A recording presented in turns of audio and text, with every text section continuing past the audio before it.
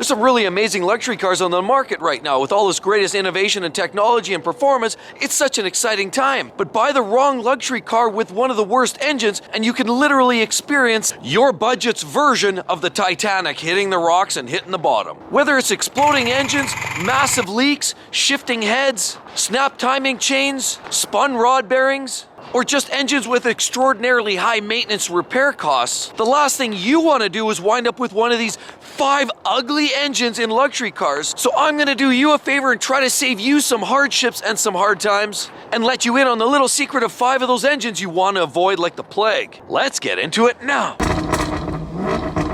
Life's too short to drive boring cars. The first engine is what's in this little hot rod. What do we have here? This looks like, I would say it's a BMW. It's a great car. Look at that by looks of it. Beautiful designs. They have a great looking grille. And of course they have these wonderful blue LEDs. This is the Laser by BMW. Gorgeous wheels. We've got the M calipers on there. We've got vents, beautiful tuck-away mirrors, massive glass top on the roof. Of course, wonderful soft touch handles. And a flared set of hips that make this car just look aggressive. Wonderful exhaust tips, although they do look a little fake. We do have a nice splitter down there and some awesome looking taillights that are essentially LEDs. What about the inside? Literally a gorgeous car by all accounts. The latest iDrive systems, technology abound, and high quality feel and fit and finish. What sort of car is this and what type of engine are we looking at? Well, what we're looking at here is an M850i. That means this is the massive, grandioso 8 Series BMW. This is Big Daddy. Yeah, in other words, this is the car that when you go to bend over to tie up your Velcro shoes, be careful. Big Daddy BMW is walking up behind you and he's got your name written all over it. But anyway, what's going on and what is the problem? Well, I have to start off by saying this actually has an engine called the N63, and it is a hot rod. It's a 4.4 liter twin turbo V8, and while this is the latest and greatest, and this has seen some numerous updates throughout the years, and the engine under this hood isn't quite as bad as the original generations of that N63, this does unfortunately fall in the family of the same problems. There's your V. There's 2 turbos in between the V. It's called the hot V. Hot because the turbos, they boil really, really hot, and they sit within that V of the engine. The positive about that, of course, is that it reduces turbo lag, gets performance to the engine, to the drivetrain, as quick as possible, makes the car perform really, really well. But it's that hot V that creates all kinds of problems in that engine bay. Those hot turbos that spin to tens and hundreds of thousands of RPM actually start generating a mass amount of heat in there. And that heat then starts to melt the plastics. Plastics like cooling hoses start to take a toll. All the plastic shrouds around the engine, of course, wiring that goes even near or fittings of plastic or rubber by design generally take a toll because it's not properly shielded and most of those parts start to wear out very, very quickly. The more important problem is with the hot V, the earlier generations even more so, it starts to superheat the heads of the engines. And what's in the heads? Well, the valves, then the valve guides, which guide the valves, and the seals, which keep the oil down below the valves. But what starts to help it? Valve guide seals start to melt, and when that happens, then it starts to let oil through. What that results is premature oil consumption. Lots of it. Yeah, in other words, these burn oil at an alarming rate. So earlier generations of that N63 had massive oil consumption, engine failures, massive oil consumption, accelerated battery draw from sitting, there's too much technology. Fuel injectors as well as a high pressure fuel pump were commonly known issues as well. And even more importantly, the timing chain, which is what coordinates your valves and your pistons so they run in sync so that it operates the proper fuel and air in and the exhaust flow out. When that goes out of sync, you can actually get a valve and a piston colliding, resulting in a boom, boom, boom. That's right, and the engine can go sayonara. Now, unfortunately, that N63 was a hot topic, pardon the pun, for a lot of BMW owners, and it actually went through, BMW offered up customer care package, which was really consisted of monitoring the oil consumption, monitoring the problems, and in some extreme cases, they may actually replace part of the engine or the engine entirely. Now, I do understand people get pulled into these engines because they perform very, very well. They're very exciting, and on a test drive, they leave you breathless. However, people often ask me, instead of going for that twin turbo V8, what would you go with? Well, other than a different brand of car manufacturer, you could possibly look at what they call the 40 series, which is the B58. It's the turbo 6-cylinder engine, which is proving to be far more dependable. They even use that same engine in the new Toyota Supra. So the next one is similar to this little hot rod behind us here, but this is a newer version. The problem is I could not find the older version, which is a 2003 to 2005 Audi, like this S4. Obviously it's a hot little car. This takes the base model up a notch. Of course, we have the beautiful Audi headlights, the gorgeous little front grille, actually makes it look very stout and aggressive. Beautiful wheels. You have the massive calipers there, of course. This one's the V6 turbo, but this isn't the model or the engine that you have to worry about. Here you have a little sunroof. Of course, a great little car all the way around. Wonderful little tail lights.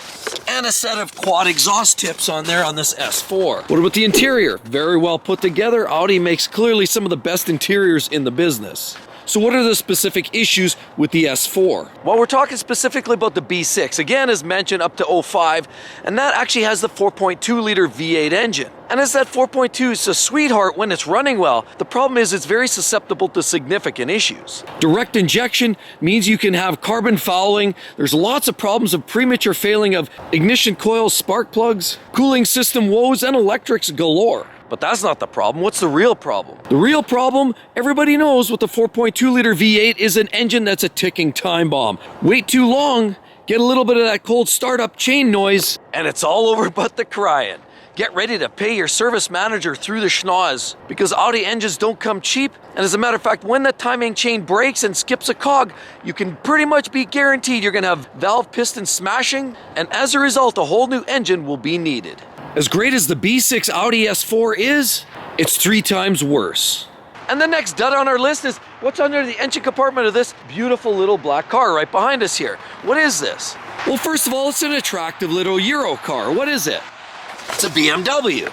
Great wheels, nice rocker panels that are sturdy. They're plastic so they don't rust. Beautiful little handles. Fold-away mirrors with an LDD strip, and of course a sunroof to boot. This is a luxury car. Not sure what's all this machismo carbon fiber fake business, but there's lots of plastic like bumpers, mirrors, as well as most of the interior of this particular car. Comes with the 8-speed automatic transmission, the latest iDrive system, and a whole host of plastic. Basically plastic fantastic, because it's basically a BMW. And this one is an interesting little car with typical kidney grills, nice little front valence on there, makes it a sporty look. You've got the old angel eye headlights, wonderful contours on the hood, and what is kind of engine under the hood there that's causing all kinds of grief? This is a 320i with a single pea shooter exhaust coming out the back, and it's X-Drive. That means it's all-wheel drive, clawing at the asphalt. But this falls under the generation of 2012 to 2015, and the engine is called the N20. That's right, it's a 4-cylinder, it's a turbo 2-liter engine, has a twin scroll turbocharger, has Vano system, so that's variable valve timing, and is very fuel efficient and fun to drive when it's new. Look out. It's that N20 engine which has now been replaced by the latest B48, which is showing to be far more reliable than this version. But what's wrong with this?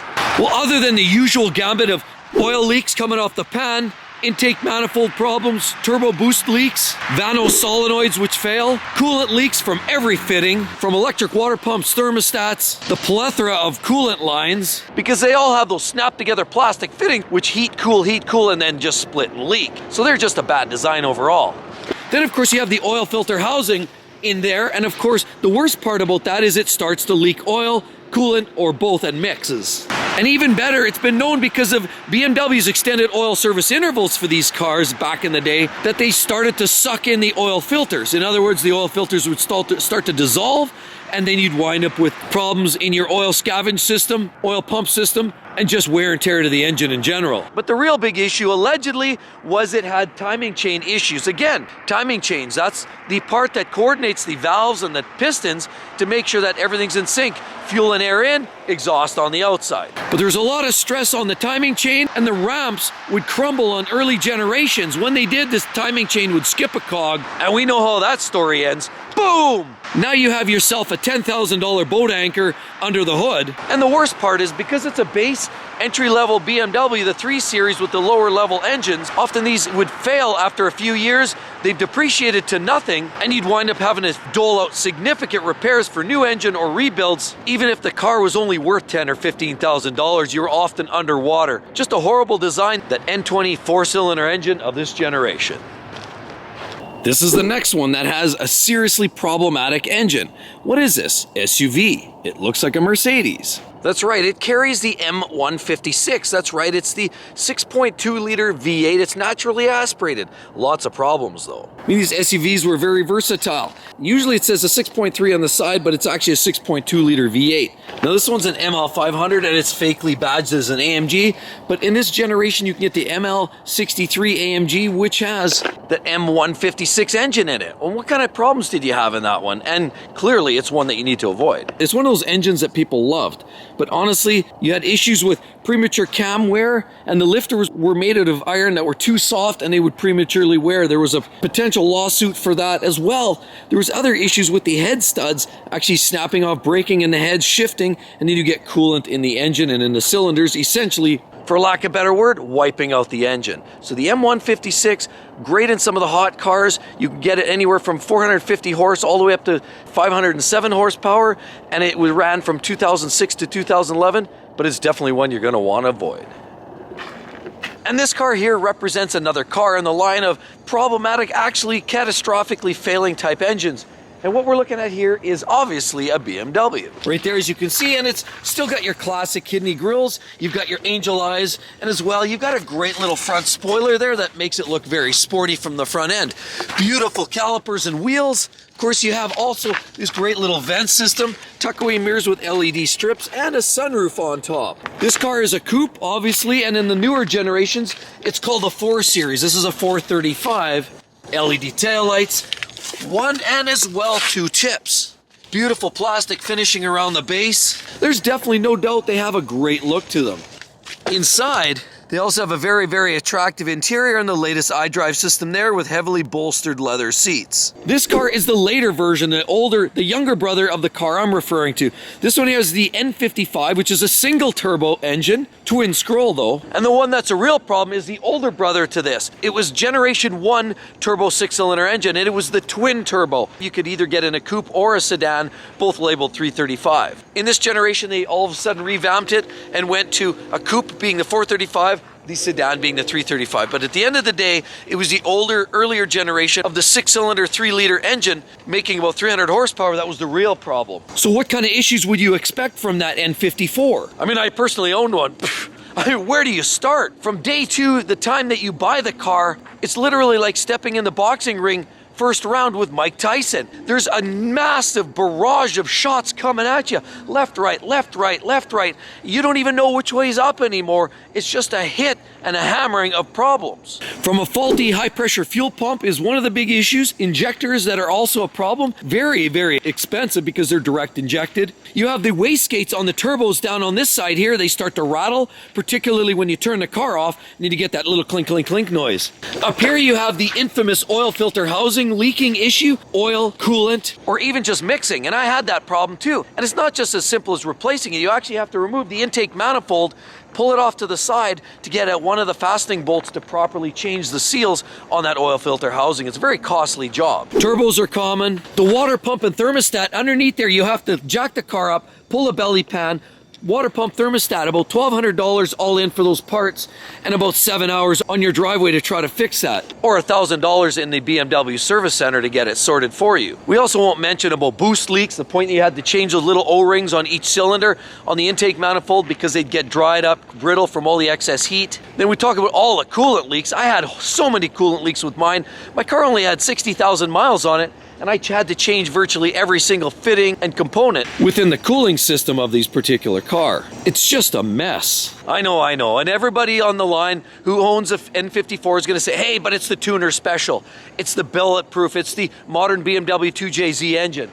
But it's junk, it's not even close. As a matter of fact, yeah, the fundamentals, the forged internals make it very stout for the core engine, but there's so many problems around it, you can't keep coolant or oil in the engine to start with. And then even if you have the kuyans to actually start throwing money at it and you want to wrench it and make it all good and fast and tune it and make it really interesting, take it from that 300 to 600 horsepower, you can do that with relatively little money. The problem is then you start deciding, oh, do I go with 2 bigger twin turbos or do I have to go with a single big turbo? Then you have to adjust, you have to do some tuning like JB4 or Dynon tuning. Then you have to do catless downpipes on there and exhaust tunes. But then you start making power and you start realizing you're spitting out check engine lights. And then you also realize, okay, if I can make that go away and I can tune it, then you start realizing that the differential isn't up to snuff. It doesn't have a proper amount of differential lock on the rear end, so it can't handle properly. You can do basically one tire fire with it.